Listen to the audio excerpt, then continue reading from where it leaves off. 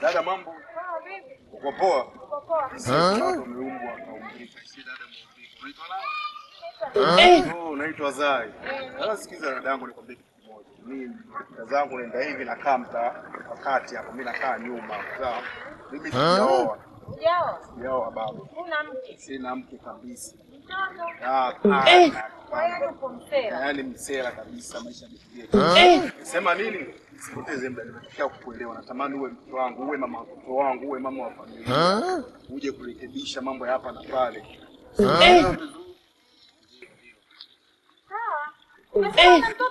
Sina kabisa sina. Umri huo? Mke utakuwa wewe. Sawa. Uko tayari? Fresh. Fresh kabisa? Mbona chapuchapu? Lakini roho yangu ina hofu. Usiwe na hofu kabisa. Naogopa kupigwa kakaangu. Yaani katika 100 waaminifu. Mimi nitaua na nitakuwa mimi sijaoa pia yuko na demu kwa chochote. Kwa kwanza. Kwenda kuzindua mazingira ya nyumbani. Mimi naomba twende nyumbani unisindikize.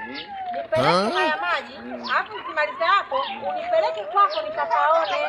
Mazingira ya nyumbani bado hayajawa sawa. Nitamani kweli twende lakini bado mazingira ya nyumbani hayako sawa kabisa. Nipa hofu kaka yangu. Hofu usiwe nayo kabisa. Sio sisi masela mageto machafu sasa hivi. Allah. Ina siku ya 3 sijaosha sufuria.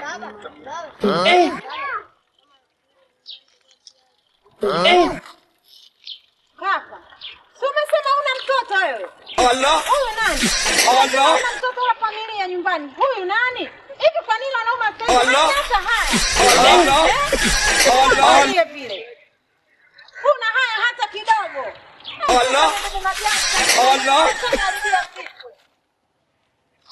Mungu tu muangalie pia.